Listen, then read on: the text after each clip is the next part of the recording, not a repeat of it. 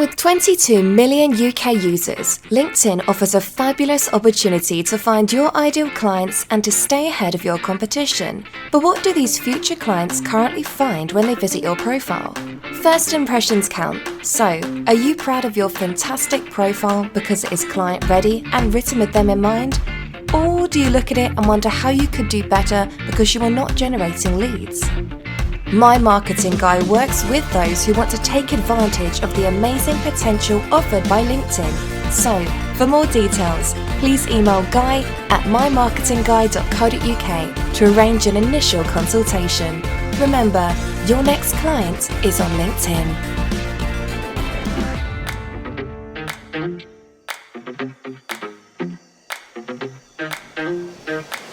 You're listening to Go Fish, exclusively on the Pod Station.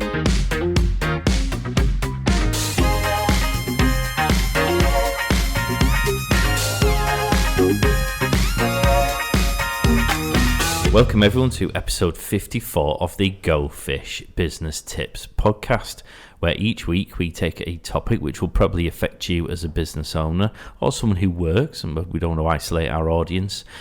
We delve into it and hopefully come up with some ideas, some suggestions. We share experiences, and you might benefit from learning, or indeed it might generate some thought processes that might help you make the most from your business. My name is Matt Pollard. My business is Funky Vibes. Now, normally I have two co-hosts who help me with this show, but we're a man down, literally. Dun, dun, dun. Indeed. So, He's got the man flu. He has got the man flu. So Chris Roxburgh from My Marketing Guy is not here. No. But of course, Ishtar Ali from Ancora Interiors is. I've got the woman flu, but I am still here. That doesn't say a lot for Chris, does it? That doesn't say a lot for men, basically. So I might be coughing and spluttering during this recording, but it's what it is. For the benefit of the camera, I am sat sufficiently far away from Ishtar so that I am not going to catch said flu. Yeah, No. exactly. I am fine because I am a fine specimen of a human being, and I am completely safe from all dreaded bugs. Excellent. Good to know. I'm good, by the way. How are you? Yeah, how are you? I'm wonderful. Yeah. How are you doing? I'm good. What have you been up to? I've had a week off. What? Yeah, I know. It's been wonderful. I've not had much social media at all. I've just taken a break because we rarely do that as business owners, do we? No, indeed. So... Actually, I don't even know what it is you're talking about. It's so early in the concept to me.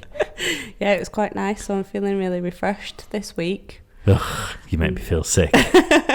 You need a break. Clearly. Mm-hmm. As it's just me and you, we decided to go on with the show nevertheless. Yeah. I suppose we should say there's a couple of things to mention before we get going. Mm-hmm. Can we talk about new branding? Well, we'll mention that next. Okay. Because first and foremost, I obviously want to give a big shout out to Vincent de Paul in Birkenhead, who have very kindly let us use their venue for the purposes of recording this show. We were without a home this week, and through our network of contacts, nice plug, we've very kindly been given this space to record in. So yeah, very grateful. Absolutely, they are a charity. They have a food bank downstairs. Yes. So if you are in the Birkenhead region, or indeed if, I don't know, you're on the Wirral or Merseyside, if you want to drop some food in to help those people who need it most, that would probably be really cool. Yeah. And I guess even if you can't do it to this place, if there is a food bank by you, do it. Do it. Be a good human. So that's first thing. Mm-hmm. The second thing, which is very exciting, is our branding. We've launched a rebrand. Woohoo. So why have you done this? Because I came in and said I wanted something new and shiny, and you've done it. No, it was good. You've had that branding for a couple of years now, haven't you? Yeah. So the direction that we're taking with the embracing of the business podcast element rather than just the marketing side, and just the fresh feel that we're kind of going for. Yeah. And you've done a fabulous job, Mr. Pollard. Well, thank you very much. But you came in and said, I would love to just give this a new lick of paint. And obviously, because I preach a new lick of paint on a regular basis, I was only too happy to go, yes, let's do it. And it's beautiful. Oh, well, thank you very much. So you can go and check it out. We're on all of the major social media platforms, so Facebook, Instagram, Twitter and LinkedIn. If you just type in the Go Fish Business Podcast or at Go Fish Podcast, you can find us. You'll see the new branding. We're going to be launching, hopefully, in the next few days, if not certainly by the time this episode goes out, our new website page. So it'll be gofishpodcast.com, where you can find all of the shows. You can find out a bit about us. You can find links to our own business websites, which would be quite cool. Or else you can still find us. We will still be available on the podstation.co.uk. Go to the Go Fish tab, or subscribe to the show on any of the major podcast platforms. In fact, if you are doing that, we'd love some reviews. Please. We like to hear from people. Yeah, it is. I mean, feedback is important because we can't improve what we do and make it more relevant if we don't hear back. And it does help to give the show a better ranking on those platforms, which means more people see it, which means we can hopefully help more people. Which is the whole point of why we give our time every other week. Exactly, because we don't get paid for doing this. No, well, I don't. We do it for the love. I don't know what Chris gets paid. It's probably a big wad of cash, isn't it? That's why he's only here. He's a part-timer. Yeah, no, absolutely. We do it for the love of helping and giving back, and so, yeah, anything that you guys can do to support that would be amazing. Having now done some of the housekeeping, shall we go on to the topic for today? Let's. What is the topic for today? The two introverts are talking about networking. The non-introvert's not here to argue to the contrary. In fact, we can be quite rude to Chris because he's not here, and he probably won't listen to the episode either. No, so he probably will never know what we're about to say. But yeah, it's ironic, isn't it? So if you know Chris, don't tell him. This is our little secret. Yeah. I mean, it's a bit of a shame he's not here because Chris, having been in business for quite a long time, will probably be one of the best people to talk about networking. I think, he's probably got he's definitely got more experience at networking, and he's a better hand at it than you and I are, I imagine, because me and you just shy away in the corner. Whereas I think Chris just goes whole hog. Well, I'm not strictly sure that does apply to me. Okay. I suppose we'll come on to that in a bit. But for the benefit of people who are listening to this, because their assumption will be that when we're talking about networking, we'll be talking about those events. We've all been invited to those events. But I would probably say that the word networking is perhaps overly defined as that and has a much wider definition of what is networking and how you might go about doing it. Simplistically, in my brain, networking is anywhere where there's more than two people wanting to get some information out of you, and whether that's you being part of a group of people just wanting to have a discussion and get to know each other, or if you're there for a particular training event or a corporate event and then by default you end up speaking to people. That would be my definition of networking. What about you? For me, it's more about putting yourself into a position where an opportunity might present itself, or you might create an opportunity through building a relationship or doing something. That's so much more eloquently said than I did. Well done, Mr. Palmer. Thank you. Because in essence, for me, networking is anything, anytime, anywhere. It's just about you having the mindset or the discipline in your mind to identify and then seize an opportunity that might present itself. Yeah. In whatever capacity or circumstance it might be. And of course, you have to adjust that subject to your surroundings. So you might be in a social environment, but there might be someone there you could really do some good business with. Well, if you start throwing out your business cards and getting all business heavy to that person when they're just trying to enjoy a mojito in the corner on their weekend off after a long week at work, then you're not going to get very far, are you? Yeah. But just building a relationship with them and then perhaps saying, oh, do you fancy going to the pub next week? Or do you want to go out to, I don't know, a football match sometime? I've got a spare ticket. You know, that kind of, you're creating the opportunity to then evolve that relationship that might then lend itself to a more business-orientated one. Yeah. And for me, it's not all about, networking hasn't transpired to be about getting business. I think for me, it's been more about building relationships with people who can form your peer group support. So a lot of the networking that I initially started doing was just to kind of cover the absence of having colleagues, and therefore having people who you could shout and bounce ideas off. Well, do you want to elaborate on that? Because that sort of introduces why you would start networking, and perhaps also links into when did we start doing it. networking, and did we only do it when we became business owners? So networking for me has been this lifelong topic that I've absolutely hated. because I am extremely introverted, and the whole concept of networking in a room full of strangers fills me with dread still to this day.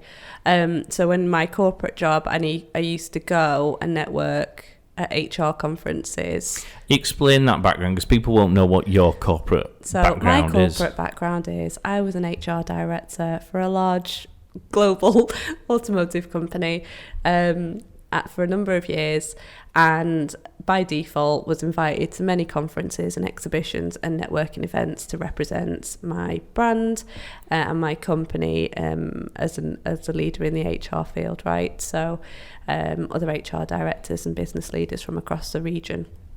And that was, I didn't really enjoy going to those events because it wasn't because I wanted to go, it was because I needed to go because of my company, and it was a reason for that purpose only. But I think, it definitely changes when you set up your business, because then it's all about you promoting the baby that you're growing. So it became very clear when I started my business that I was like, how am I going to get the word out about this little baby that I'm trying to grow, and how do I meet people so that they can get to know me and my company, so that they can potentially use my services. And so when you are put into a networking event with an emotive purpose as opposed to just it's your job, just go do it, I think it adds a different dimension to networking, or at least it did for me. And so going back to what I was saying, I started my contracting business in January 2020, and I was already missing the fact that I didn't have colleagues and peer group support from when I was in my corporate job, because it's a really lonely business running a company. And there was lockdown. And there was a lockdown. And there was the fact that all of your contacts were in another country, weren't they? Well, yeah, completely different region. So I was starting 100% from scratch. I knew no bugger locally at all. So that was a bit difficult. Maybe a little bit crazy as well in hindsight, but we do these things and reflect afterwards. So yeah, the networking that I started to do was online during lockdown, and my God, was it a source of comfort in a dark place for everybody, and I'm sure it was for you as well. I don't know how long you've been networking, Mark. Well, it depends. Going back to what I said before, it's the perception of what networking is, because I think throughout my entire working career I have been networking. I probably didn't realise I was networking I say pre being self-employed, but actually I think certainly for perhaps the last 5 years of being employed, I was aware of when I was networking and what I was doing and why. And I think even to a degree from day one, I probably was aware. So, for example, I was a lawyer when I started out, and when my bosses, obviously anyone who knows the legal industry, and certainly in the early noughties and prior to that, knows it's quite a work hard, play hard type of industry.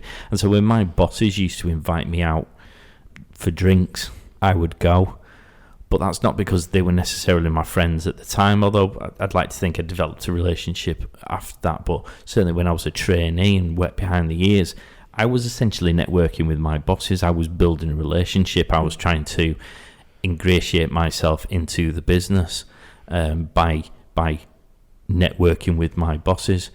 Now, whether I knew that that's why I was going out, I probably wouldn't have attached the word networking to what I was doing. But actually, with hindsight, I probably think that is a fair description of what I was doing.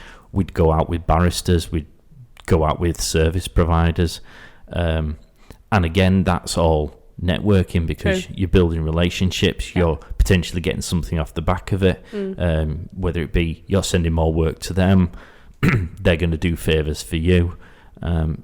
So I think from day one I've been doing it, whether I realised to what extent, and very much when you become self-employed, it becomes a much more focused Activity. It's very much ultimately I need to try and generate some work from this. Yeah, that's so true. Whether that be directly or indirectly. So I might be using a service. I might, by networking, find a great service provider for my business. So let's say an accountant, but ultimately I want to work with that accountant because they might pass me work in return. Absolutely, yeah. Because at the end of the day, it's all about either saving money or getting something done in the best way possible, or getting some money in your own pocket. So yeah, I think I've done lots of different networking in a plethora of situations. Yeah. And I think it has changed as I've got a bit older and a bit more experienced. Yeah, I like that actually. You're absolutely right. It is.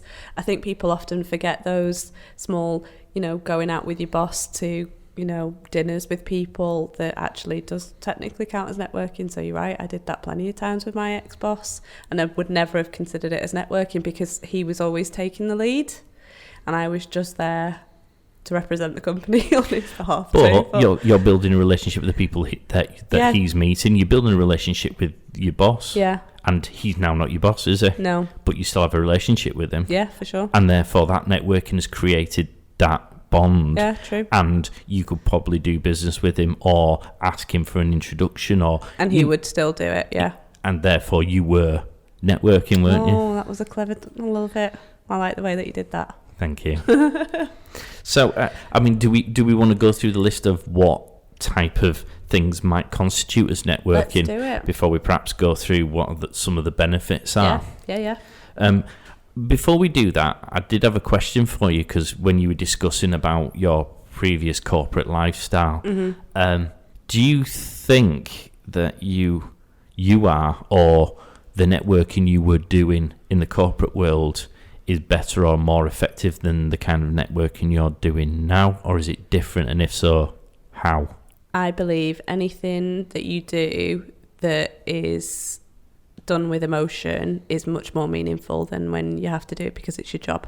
So, which I know I said before, but for me that's really important. So I put 110% into everything that I used to do before. I give 210% now because it's much more meaningful to me and it's much more impactful, and the relationships that I build with people are based on them getting to know me and liking me, and therefore using my services. So it's much more important as well. It's super close to home now. You've got more to lose, I guess. Well, that's the point. It's your reputation at the end of the day. You're not hiding behind a company name, whether you are your brand or not. Essentially, at the beginning, you are your brand. So you're portraying your values and your ethics and the way that you work, and people by people. I know that you've got that in your notes, so I'm just going to throw it in there a little bit earlier. But people have to get to know you and like you, and then use your services. So it is more important, I think. Okay. So when we're trying to discuss what a networking situation might be, what pops into your head?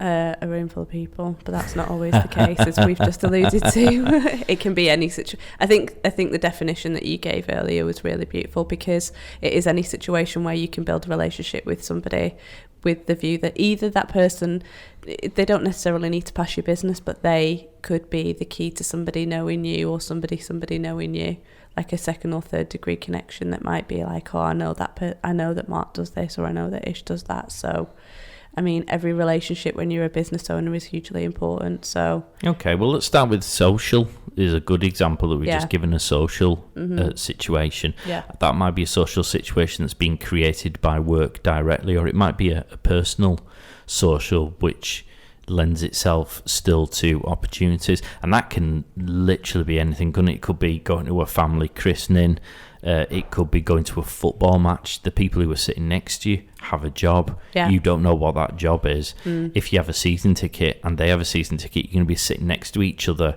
All season. 15, 20 times Yeah. over the course of a year. If you start talking to them and actually it turns out they do something that's really relevant for you, that is in effect networking, isn't it? Yeah. I suppose what would you say then are the do's and the don'ts for a social situation? Don't get too drunk. That's a massive I one. don't drink, so this is never a problem for me. But yeah, I could imagine that could be really messy, and you can mess up a relationship pretty quickly if you were. Yeah, well, I was very careful with that. I would only get drunk or when the circumstances allowed. Yeah. And I was happy to get drunk, but still remain very much in control when I was networking. A, because you don't want to do something stupid. B, because you might need to look after, if they're your customer, if that you're the one who's looking after them. If it's your event, if you've invited them along, you can't go lie in a corner in a hump whilst they have to figure out how they get home, or if they're your guest, you look after them. So that is a very relevant one. I've seen people who have been outrageous in their behaviour and just completely disregard the fact that they are the hosts and that they should absolutely be on it. Does their guest have their glass full? Are they making sure that they're not paying for things they shouldn't be paying for? Are they getting introduced to the people that they need to be introduced to? So I think that is quite an important one. Yeah. Topics of conversation that might be off the table. Yes. Politics, for example. Yeah, politics, personal opinions. Yeah. Controversial or... Keep your mouth shut, people. Contentious conversation anything points. that would be contentious, just don't go there. Just remember that, this is not your mate. This is a potential business partner. So particularly personal things. Yeah. So don't be talking about your relationship or the bedroom. Well, it's true, isn't it?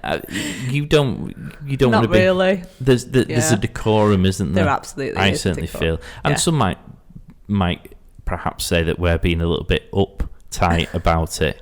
It's not that. It's if you're going to work with someone, you have to be able to look them in the eye. Yeah. And if you tell them you've got a sex dungeon, that could be the thing that sways them. Yeah. It might be a good thing, but it could be a bad thing. Yeah. So why put yourself in that position where you may or may not get business? Just don't mention it, and then. Well, we've said that building personal relationships with people is important. So for sure, a sex dungeon will definitely do that. But it's share what would be appropriate, and because at the end of the day, when you meet a new person, you're trying to find things that you have in common with each other, right? So if you and I were to meet, what things would we have in common? Okay, well, we both like sports, great. We both like to have a laugh, great. So you just kind of hone on those things until your relationship is strong enough that then you'd be like, yeah, I would totally recommend you for a job, or vice versa. So just share general information that's not going to scare somebody off. Yeah. And I suppose put your business pitch in context. Yeah. If you're at a funeral and you bump into a cousin you haven't seen for ages who happens to be a really successful business you'd love in on, walking up and going, "Hiya Steve, how you doing? Fancy sending me some work?" Yeah. When it's in a circumstance which is just wholly inappropriate, that you're not going to get a good reaction to that. I'll say, choose your time appropriately. So the location. It might be more, "Hey Steve, I haven't seen you for ages. We should catch up more often." Yeah, and then go away and follow up. Go away and follow it up. Yeah. Exactly. Okay, what other events have we got? You've mentioned one before, which was online stuff. Yeah. Would that be social media groups or even online things? I mean, explain to me what the online networking was that you got into. Well, didn't everybody get into online? Well, we were all locked in our house. The global pandemic Zoom. Of 2020 that will live on in our memories for a very long time. Yeah, and where we all feel like we should have bought shares in Zoom when it just skyrocketed and we'd all been billionaires by now. But yeah, everybody just shot online, and it was, as an introvert, a 74% introvert, it was an extremely safe environment to start networking, I have to say, because you sat in your PJs. Nobody knows you're in your PJs, but you are. And there's lots of people on the screen, and you're far enough away that it's not scary. And you can choose if you want to mute people or not.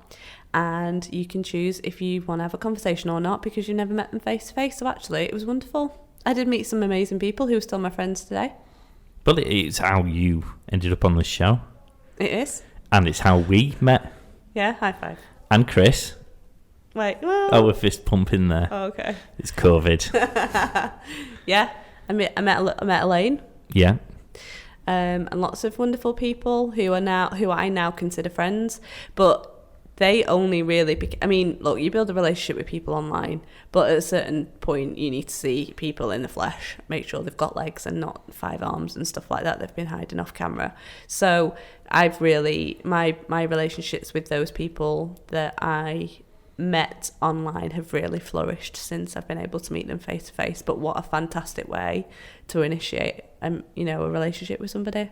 Where would the social media groups then, because there's things like Facebook have tools where you can create groups, and they are quite often support groups or industry orientated groups. People can throw in questions or discuss problems that they might have to get solutions. Where do you sit on that? Because going back to what you've just said there, is that something that would generally stay online? Would you follow those conversations up? I feel like that requires too much effort, having to read everybody's posts. I'm much more about having instant communication with somebody. But is that personal preference? That doesn't necessarily mean that they don't work. Yeah. No, I mean, they might work, but for me, I feel like I'd just get really bored really quick, and it's too much effort trying to... What about you? Well, it'd be impossible for you to have if there's 2,500 people in, say, that group. Yeah. You're not meeting 2,500 no, but people. You're having to read posts from people, aren't you? And that takes time. But it might be useful. It might be a useful resource tip, which, funnily enough, is going to be our next topic for the show. But perhaps it's more of that than a networking thing. Because a lot of these groups have specific rules, don't they, that say no selling. Yeah. So when we say networking, if we're talking in this sense, it's a very indirect form of networking, because you're trying to get people to know your name so that they will contact you outside of the group, so you can actually do some proper networking. Are you part of any of the social media groups? No, because I feel very much the same as you. I suppose this is perhaps where we need Chris because to balance the conversation. I feel very much the same. I can't be bothered reading reams of posts. I don't want to post my worries, my woes, and my concerns into a group of strangers.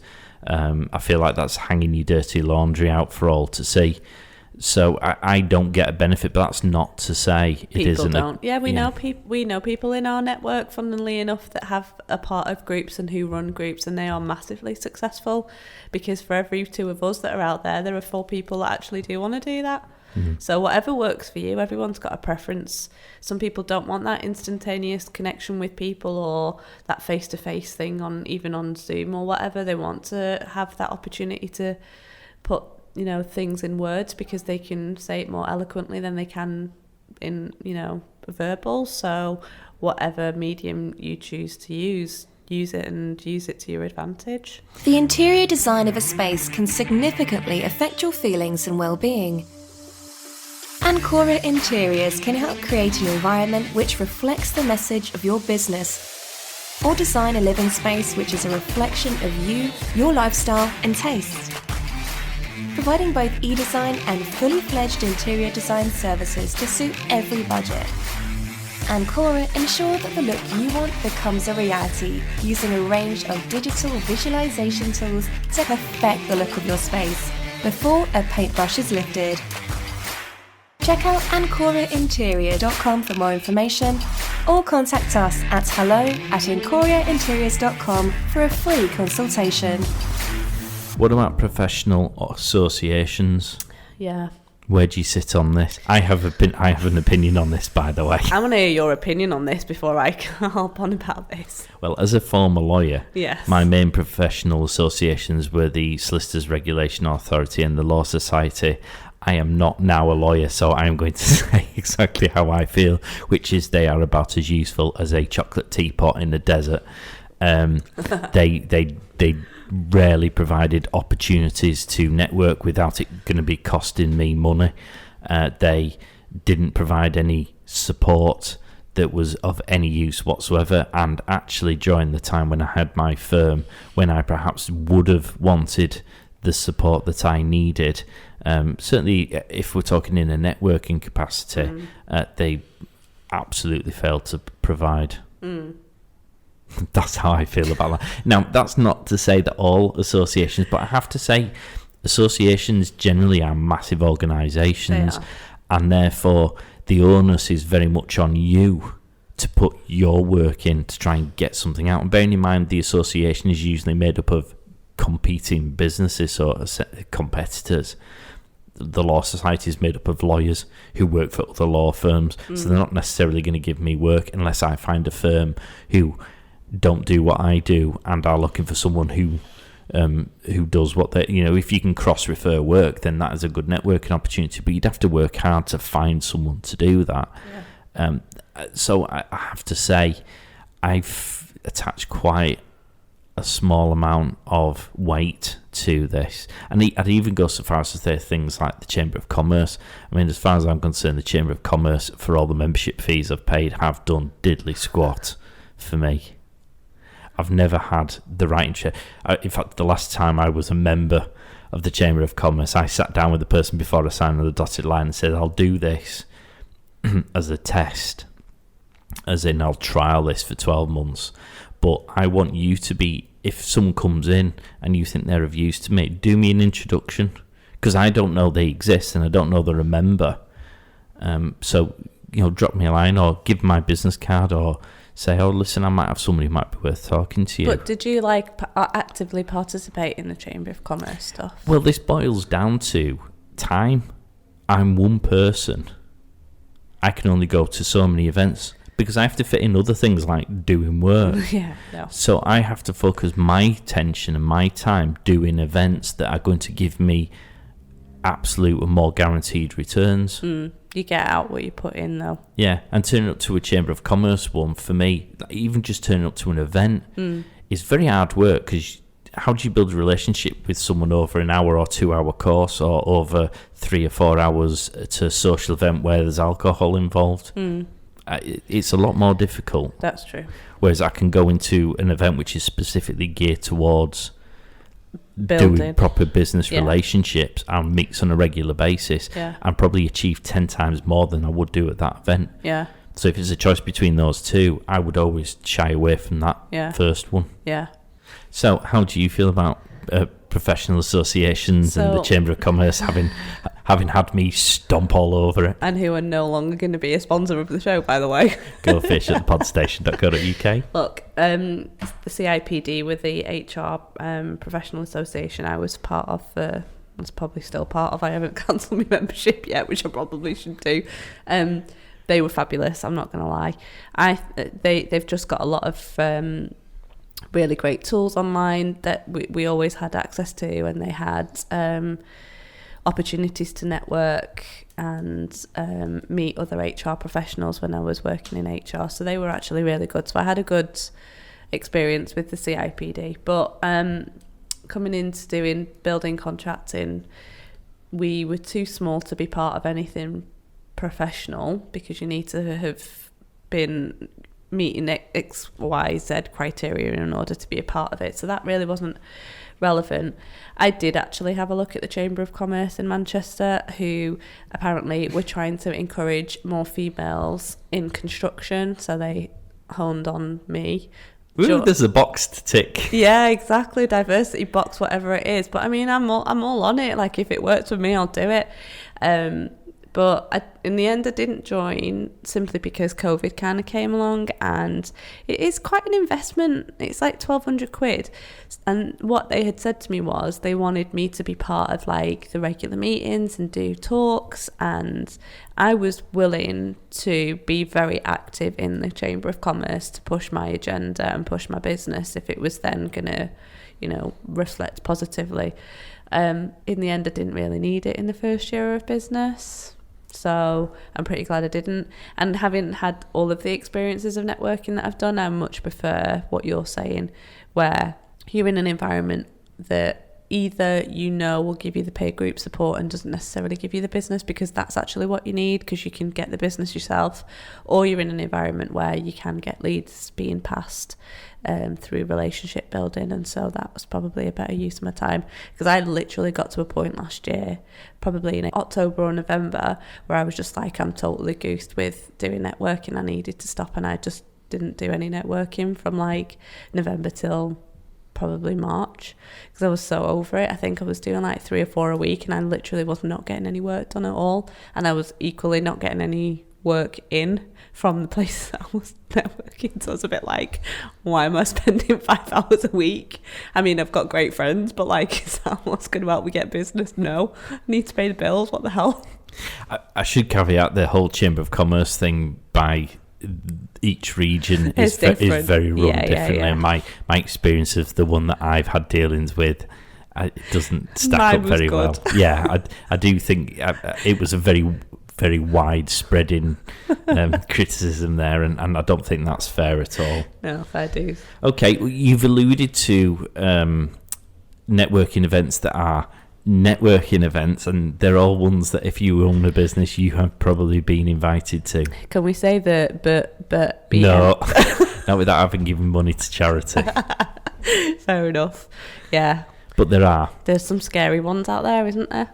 I would probably say there is a huge variety of those ones, they're called networking events. They are designed specifically to put people in a space and create opportunities for them to do business. Yeah, but I don't like having the pressure. I've not had a good experience with places like that. I feel like you already are under so much pressure to get business for yourself, and having to sit in front of a room of people and almost feel like you're being judged on the fact that you haven't had a one-to-one or given any business. I'm like, that's a big deal, and it's a lot of pressure. I don't want to be in that environment. I want to be able to give people business because, one, I genuinely want to give that person business, and I don't want to have to meet anybody else's targets but my own targets. So yeah, I hate that kind of environment. I've been to many meetings like that and always walked away thinking, thank God I'm not part of that every day. Well, there's a lot of variety to that structure. So cards on the table, I own a share of a networking event. Yes, indeed. New Gen Networking. Plug. newgen-networking.com. Go to the website, check it all out. But the variables will be things like, how often do these meetings take place? Is it every week, every 2 weeks, once a month?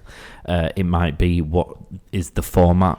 So is it just a casual, everyone meets in a bar or a cafe and you sort of mingle naturally, you can float around the room, it's sort of open networking. You can talk to the people who you want to talk to or is it more formulaic? So is there a structured meeting where people get a chance to stand up and talk about their business specifically and everyone is able to sit and listen? Can we just hone in on that 60-second thing? Yes. Does that not fill every business owner with dread at some point in their life?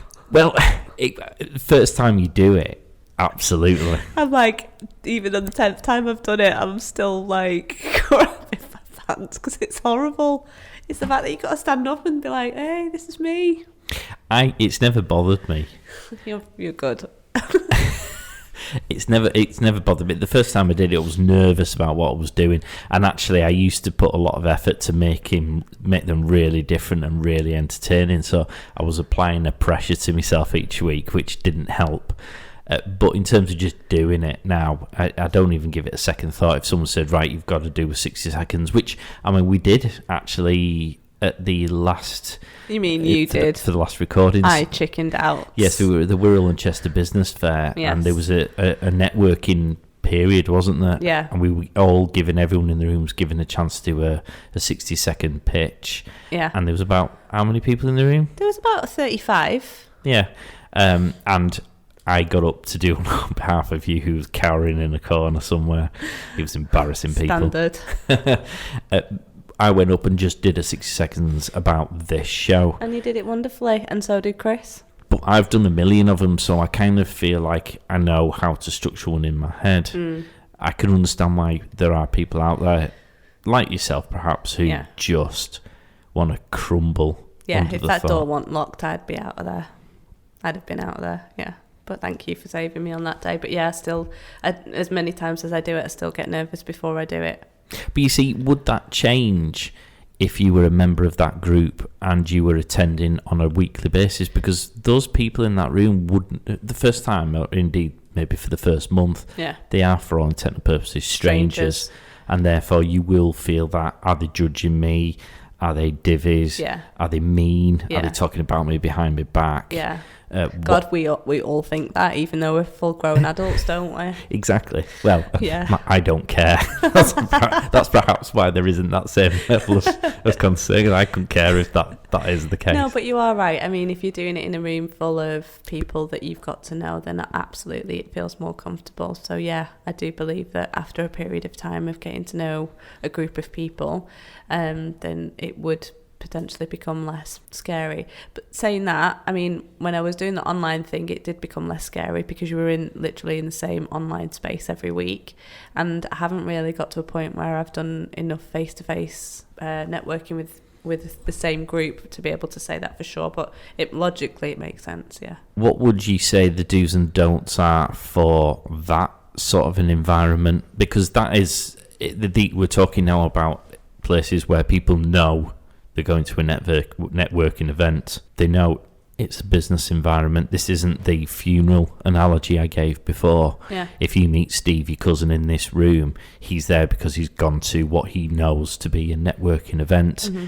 You know you're going to a networking event. They know why we're all in that room. Yes. With that in mind, and I would perhaps open up your answers to all the different formats I've provided, whether it be the open, casual type ones or the more formulaic, structured ones. What are the don'ts? What are the things which just instantly turn you off? Arrogant people that constantly talk about themselves and never ask you about But how many of them have you met though, Mark? Seriously? Like, does that not put you off wanting to do business with that person if all that they can do is talk about themselves and not even ask a single question about yourself? That drives me nuts. It's interesting you should say that, because I actually had someone who I quite liked him. I genuinely did quite, wow. and I actually bought some of his services. Is that because he chewed your ear off? Well, he did. The first couple of times that we met, he did just purely talk about himself, and actually it transpired that is all he was capable of doing. Right. And all he wanted to do was sell his services and what he did. And to begin with, I didn't mind that, and actually he got some money out of me because I did buy a suit from him. Well, I bought a couple of suits from him, and I bought a couple of shirts the next time, so he had his pound of flesh from me. But after that third or the fourth time of meeting, when he would never commit to coming on a regular basis, he'd only turn up when he wanted to sell something. He only talked about what he did. He only tried to sell you what he did, and there was never a conversation about you or what you wanted or how he could. Yeah, there was no reciprocation. Even though I liked the guy at the beginning, and actually I still kind of like the guy as a person, I'd be very loath to give any more money over, just purely because there's no interest on his part. So in going by what you said, he did get a pound of flesh from me to begin with, but he's not going to get as much as he perhaps could have done if he'd have just shown me a little bit of love back. Yeah, it's important. And for me, anybody that, of all the people that I've met, I've probably resonated most with the people that have just genuinely cared to learn about me, and I've been genuinely cared to learn about them, and nobody's trying to shove a sale of anything down anybody's throat. They're just letting you know that this is the service I provide. If at any point in the future you know somebody or you need that service, then fine. And I've literally given loads of business to people from personal and contacts, just because I know those people are genuine people and they've not tried to shove it. Because I hate it when you go into a shop, right, and there's a store assistant that's like, hounding you because she wants you to buy that shoe because it's a part of her commission for the weekend, and you're just like, leave me the sod alone, I will pick the shoe and then I'll come back to you if I need anything. But people do like genuinely just peck at your head, and I don't like people pecking at my head. Tell me what you do, build a relationship, check in with me, because that's also an important part. I could meet you today, have a really wonderful impression of you, and then never hear from you for like 3 months, and I'm going to forget about you instantly. Whereas if you've created a great impression in my mind, follow it up with a conversation in a week's time. Don't harass me, because I will block your number, but, you know, maintain some kind of contact. I think that's probably one of the key things that people fail on for me in network. It's, they try and do the sales pitch to you in that first encounter, and they want to almost close the deal in that first encounter or build that relationship. I went to that rather famous networking event that we all don't now go to, or we do, or we have, and they had, it was like a creme de la creme of the region group. So if you were perceived as being in the top 10%, you were invited to like a special group. And I went for the first time because I was more interested in what it was and how it might benefit me. And in there, we went around the room and we all had to do a 60 seconds. And I was a lawyer at this point, and there was a guy who won an award. He was given an award for the whole region for having passed £1 million worth of property work in 1 month. Now, obviously, his business had allowed him to do that. So we all went in the room doing the 60 seconds where we had to stand up and tell us what we do. I stood up and I said, my name's Mark, my business is Vantage Law Solicitors, and I want an introduction to, because we had to ask for an introduction to people, and I want an introduction to that fella over there. Now, one of the directors or people who runs it in the area came over to me and said, that was a bit of a waste of a 60 seconds because you weren't specific. He's already in the room, so why would you need to ask for an introduction? And my response was, well, he doesn't know me, I don't know him, he might think I'm a prize plum. And I could walk up to him and try and do an intro, but it would come across as quite an abrasive, hi, I want in, having just been awarded £1 million, award for being super mega. Of course, everyone wants to talk to him, whereas I didn't want that. So I made light of that fact, and then if he might have then come over to me and gone, nice one. Funny. Yeah, that was funny. And if he doesn't, it's because he probably doesn't want to talk to me and he doesn't want to do business with me. And I know that there's a presumption there. Yeah, exactly. Exactly. And that's kind of why I did it. But those people were too blind to see that for me, building a relationship with someone like that would require time. Well, it's just going to hand £1 million worth of business over in a day, is it? Yeah, exactly. Oh, I like you. 10 minutes. Here's my number. Come round and I'll pass you all the work I've ever got in the world. Yeah. Well, of course he's not going to do that. No, not at all. So, yeah, definitely that. So, build memorable relationships with people and follow that stuff up. Okay, so that's networking events. I mean, we'll come back to some of the do's and the don'ts because we are skirting over. I've got down here exhibitions. Now, I wouldn't necessarily have put them down. But we learnt a lot, didn't we? In our recent exhibition, Business Fair, at the Wirral and Chester Business Fair, which was fabulously run. And if you listen to the last podcast, we were talking to some of the exhibitors and visitors, and the biggest takeaway we got from that discussion was that absolutely everybody was there to network. Yeah, that was the word resounding. That consistently everybody mentioned. Said, yeah, which was fascinating because I didn't actually expect that to be the case. No. I don't know if that's a very illogical thought, but yeah, I didn't expect everybody to say that. I perhaps expected it more from visitors who were going to be mooching and trying to get into people who were exhibiting, who might be of use. But the stand holders were very much, that's why we're here. Yeah, I presume that they would be there just more to do direct sell, but they weren't. They were there for the long haul, which was very nice to see. It's a great opportunity because these things are free resources, which we will come on to, whether or not paying for networking is a good thing or not. But any opportunity that you get to go to a free event, totally do it. Yeah. The brain processes nearly 10,000 visual and oral cues per minute. As first impressions stick, make the customer see your business in the right way. Funky Vibes can ensure your vibes attract the right tribe with their marketing expertise, graphic design, bespoke websites, and social media packages.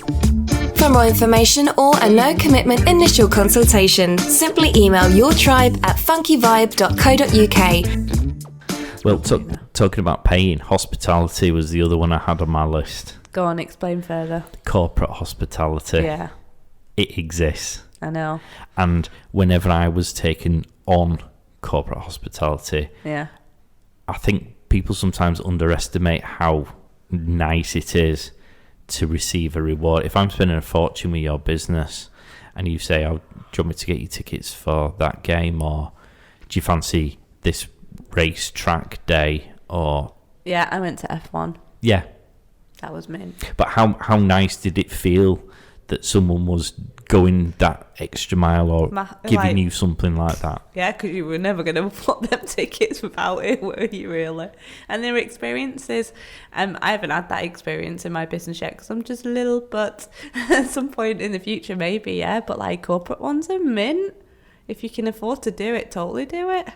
I think so. It's memorable as hell. And it doesn't always have to be something that costs a fortune, but just something that might offer either an opportunity for that person to do some networking, Yeah. or just to reciprocate and further build a relationship. My dad used to do it quite a lot with, there was a couple of particular customers who actually represented quite a large percentage of his business at that time. And so there was a lot of corporate hospitality that went on in wining and dining them, because if they were wined and dined by somebody else, a competitor, Yeah. and that work walked out the door, you had yourself a big problem. It's the cost benefit, isn't it? And that boils down to sort of your return on interest, which we will come to, because that is a really important factor, Yes, isn't it? Indeed. Okay, so we've covered some of those, and it's not all inclusive, that list. As I mentioned, in my opinion, it's anywhere, anytime, anything.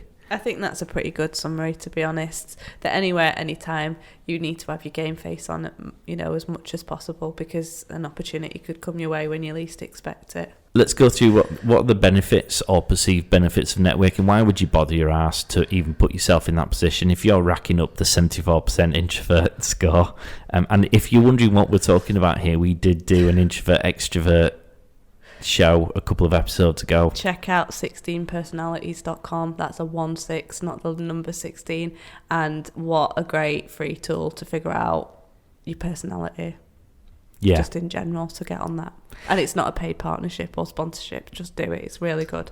But yeah. But so if you do that and it turns out that you are more Ishtar introvert than or me. worse, Yeah, exactly. why would you bother putting yourself in that position? Look. So reel off some of the benefits you perceive from networking, because you're the one who doesn't want to do them. You make friends, which is really important when you're running a business. You're building relationships with people. You are getting your brand out there. It's obviously on a very slow basis because you're doing it on a one-to-one, but most of the time when you're starting out, you do need to build those relationships to spread the word. It's nice to talk to other humans, because we can become very insular when we run a business and just be focused on what's going on inside. So getting other people's perspectives, helping other people, because, pay it forward, do good to others and it will come back to you. Massive believer in that.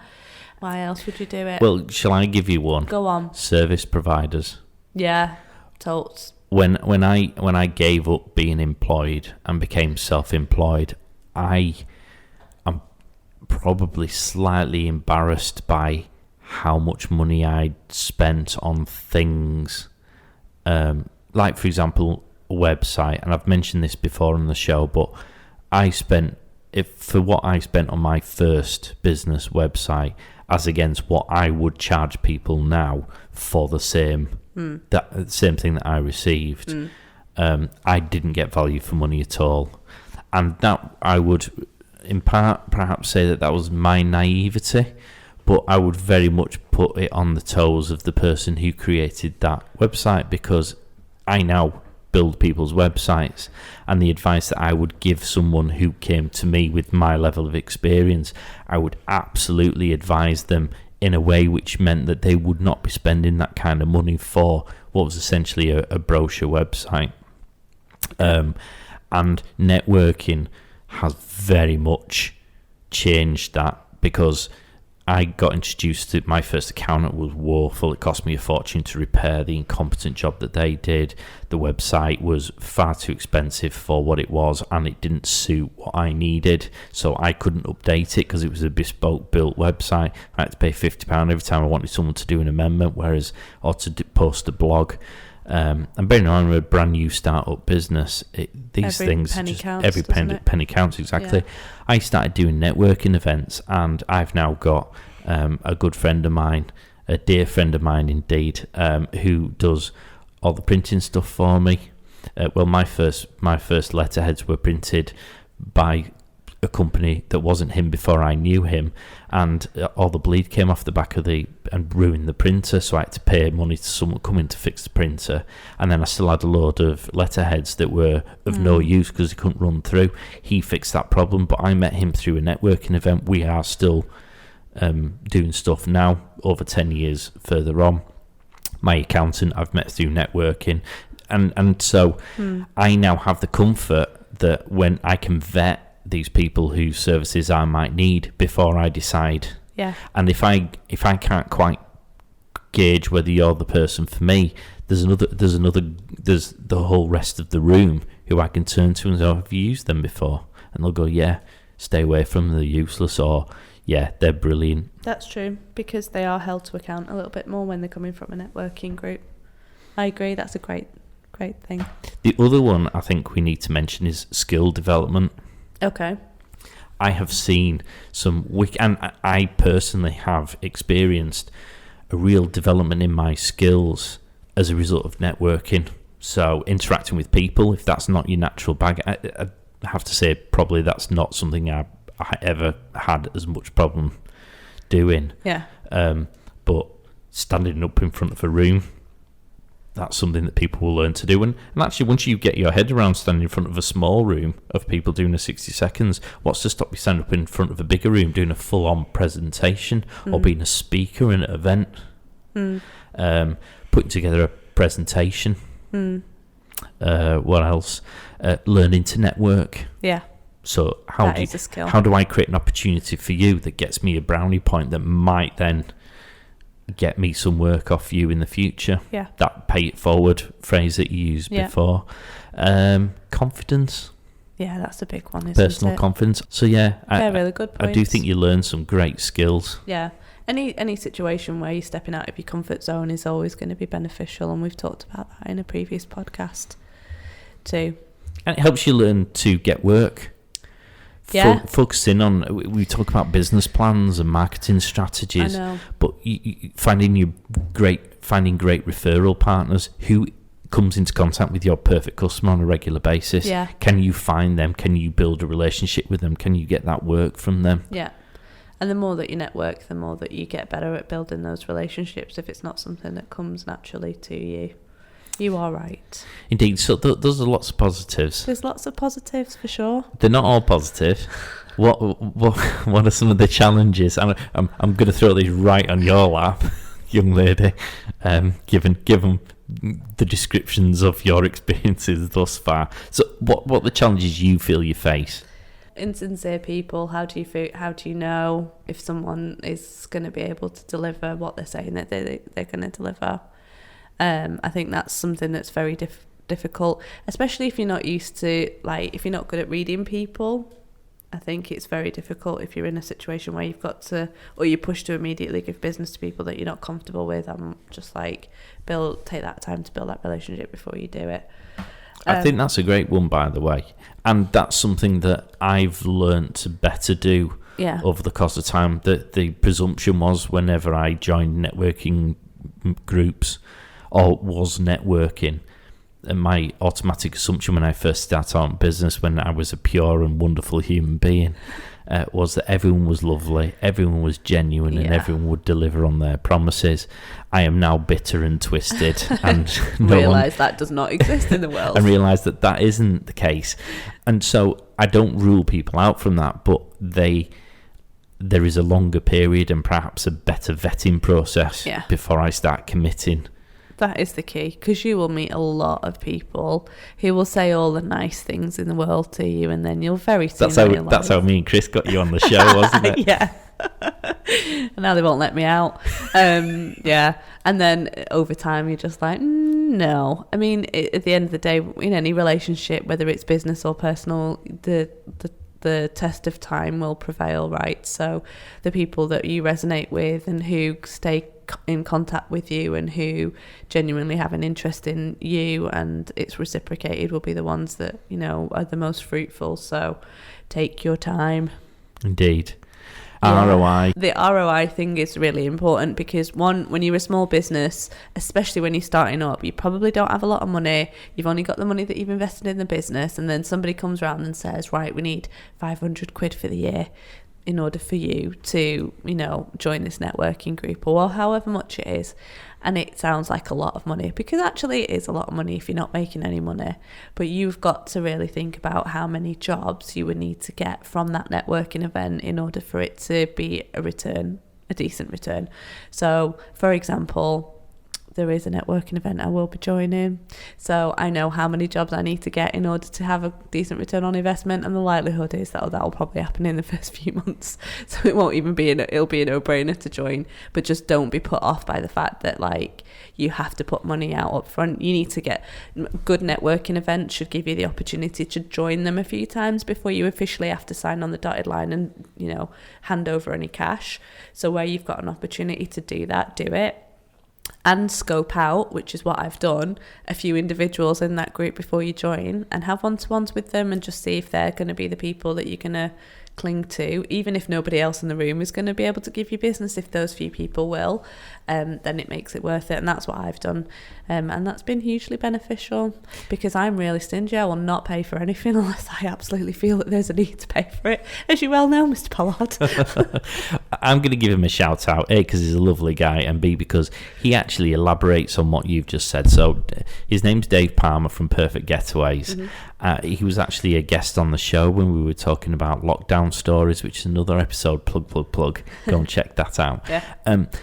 He once did a brilliant presentation at one of these networking events where actually he took that and elaborated on it, because he said it's not just about what work you get, because that's a very tangible thing that you can measure. What he also looked at was the benefits that he receives from being in that room. So he has a travel agency. He's got 5 stores all around the Merseyside area, and he has a lot of demand for things like joiners, builders, plumbers. He has wholesale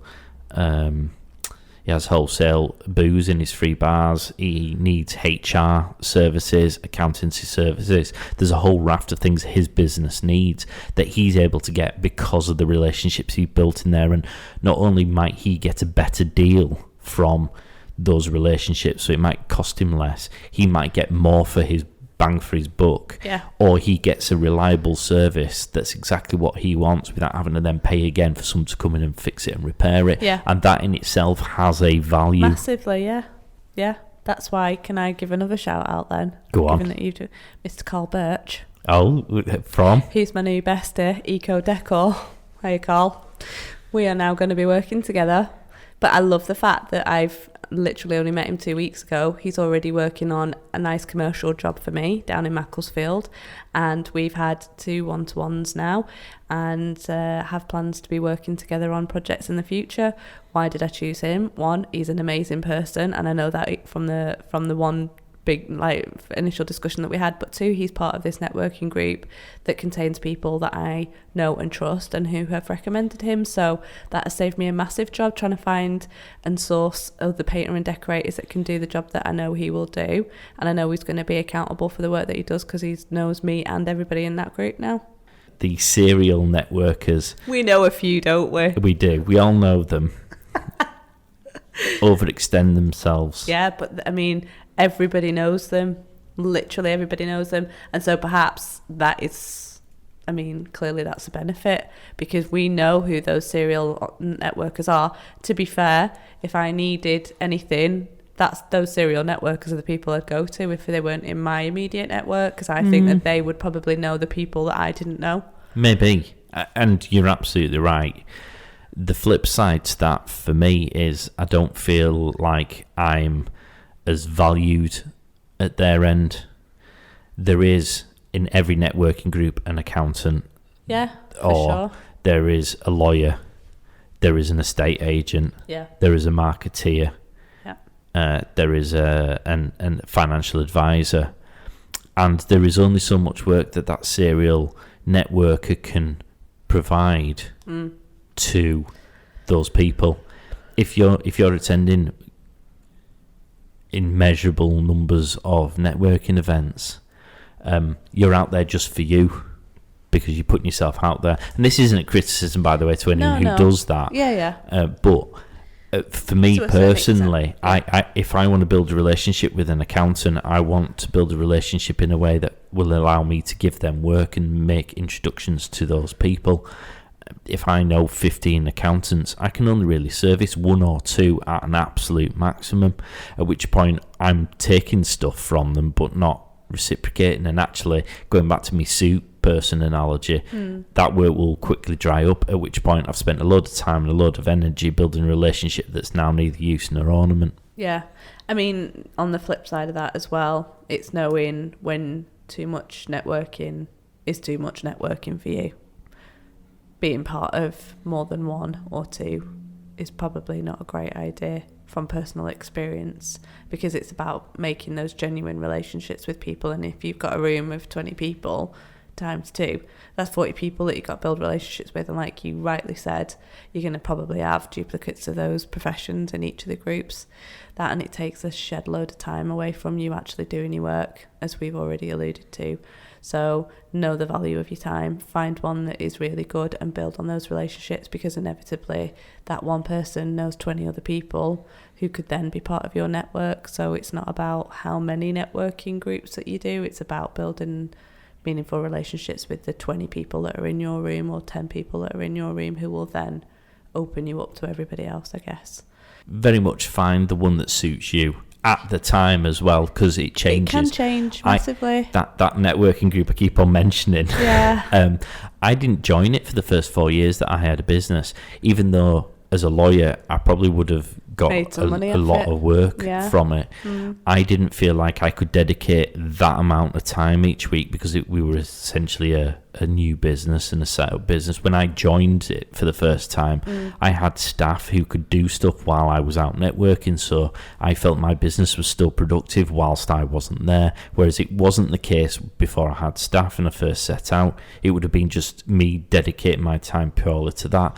I didn't feel I had a network of contacts that allowed me to contribute appropriately, and so I was very conscious of, would I be receiving lots but not being able to give stuff back?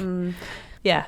And going back to what I said, I mean, and what you've just mentioned as well, like, I think the purpose and the type of group that you're a part of changes as your business changes and the challenges change.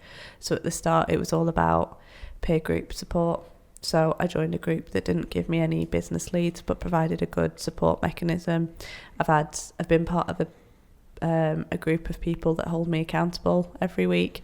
That's been massively beneficial. Do I need that anymore? Probably not as much as I needed it a couple of months ago. So I'm now transitioning into a new thing where I do want to have business relationships and business leads, and so now my needs for networking have changed.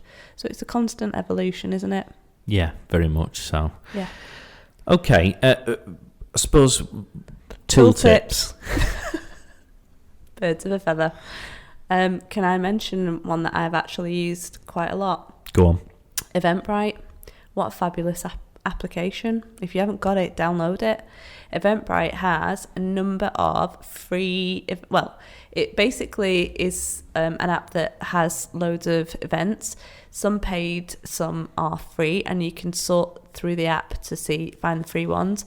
I found tons of amazing networking events for free on that app, and then got connected to loads of organisations, government or sponsored organisations, European Union invested organisations, and then private organisations that then introduced me to a whole group of people who are now my friends. So Eventbrite, on it, get on it, new businesses. It's even great for just finding events. brilliant. And it's well worth doing. And people don't know about it, but it's so good. I can't believe people still don't know about Eventbrite. It's been around forever. I know, but I didn't know about Eventbrite until I started Googling. Wow. It's available on an app, so you can have it on an app on your phone. You can obviously find it on Tinterweb. So there's loads of ways of getting it. Go on there, use it. It'll show. You can usually book tickets through there. Yeah, you can. As well. Which we do. But yeah do that. Defo. Camcard is the one I've got. Which I haven't heard of.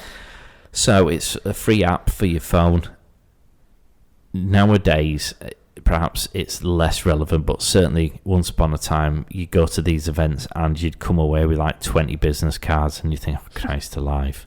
And then you'd sit on your desk for 6 months and eventually you just throw them in the bin because true story. you just didn't know what to do and you were sick of looking at them. I know. Camcard, if you scan the card, it will automatically populate the information into a contact that you can then save on your phone. Oh. So there's no manual inputting of contact information. There's a free one and then there's a paid for one, which I presume just comes with some extra tools. Handy. I'm sure I paid for the paid for one at some point. But yeah, well worth doing because business cards are useful. They are. And sometimes you don't know whose business card is useful. Yeah. I generally just add people, and I'm sure at some point I need to go through and cull my contact list. God, what a pain is that? Well, I haven't done it, which is how much of a pain it is. But if ever I need someone, I can just go through and go, right, I need a painter and decorator, and there's probably about 3 or 4 painter and decorators I've met, at which point I can go, no, don't know them, never really met them, they're rubbish. Calbert from Eco Deco. Whoop, whoop. You can send your check to gofish@podstation. Yeah, love that one. That's a great one. I usually take pictures, but that's also a pain in the butt. Because you still got to manually put stuff in. Damn right, yeah. And then the final one is I use an iPad Pro.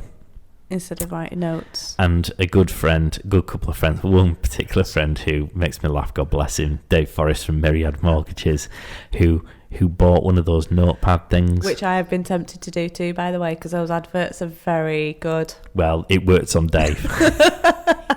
And one other person that we know of too, yeah. So, yeah, he uses that. And I've always used that. I've used my iPad Pro for about 5 years, or whenever iPad Pros first came out. Yeah.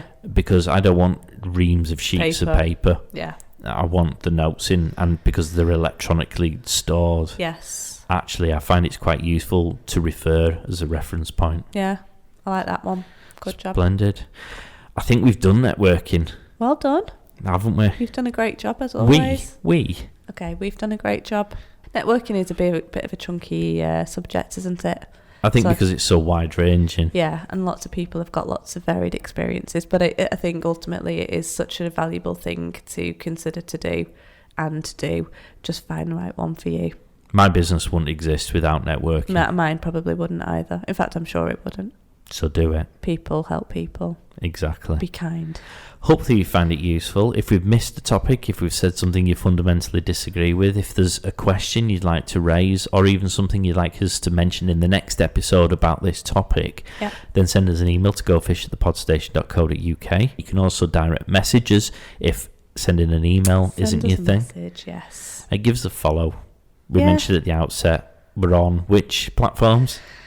Facebook, LinkedIn, Instagram, Twitter, YouTube. Yes, of course, YouTube. You can listen to the shows there. Yeah. We don't do a video yet, but we might start doing that. I'm all for it, I have to say. Now we're losing our COVID weight and looking more sexy, defo. So go and check out the shows on YouTube or on all of the major platforms. We're on Apple, Google, Deezer, Stitcher, Spotify. If they exist, then we're probably on there. Yeah. Just type in the Go Fish Business Tips Podcast, or at Go Fish Podcast on the social media. Yeah. Give us a review. Please. Very much so. Thank you very much, Ish. Thank you, Mark. I think we've done a splendid job there. High five. I think it's official. We now don't need Chris. It would, in all seriousness, it would have been very interesting to get Chris's take on this topic, because I know he's networked for a long time. And this would have been a 3-hour podcast instead of an hour and a half. It probably would have been, but he has a vast amount of experience on this. Yeah. So it would have been interesting. Although we have actually covered the networking topic right at the beginning of the Go Fish podcast when Elaine was there as well. Right. So maybe go and check that episode out for Chris and Elaine's there you go. Input. Fabulous. Insights. And our next podcast is about business tools. And we're not being rude about people there. We're talking about what tools do small businesses use. I found tons, and I can't wait to hear what people think. People say that they found that could help other small businesses. I'm quite excited about this topic. Yeah, it's me because too. What we're going to be doing is we're going to the Liverpool Business Fair. And we're going to be asking people there what resource tools do they use. Yes. Where do they get their resource tools from? Yeah. And hopefully, if you listen to that show, by the end of it, you might have maybe a dozen new tools that you can use to help your business. Yeah, and there's loads of good free tools as well that people might not be aware of, so totally check that one out. Okay, well, I think we've done that. Well done. Yeah. Thank you very much for joining us, guys. We sincerely hope you've enjoyed it. It's the Ish and Mark show. We'll see you in 2 weeks. Indeed. Bye. Bye. Get social at Go Fish Podcast on Instagram, Facebook, and Twitter.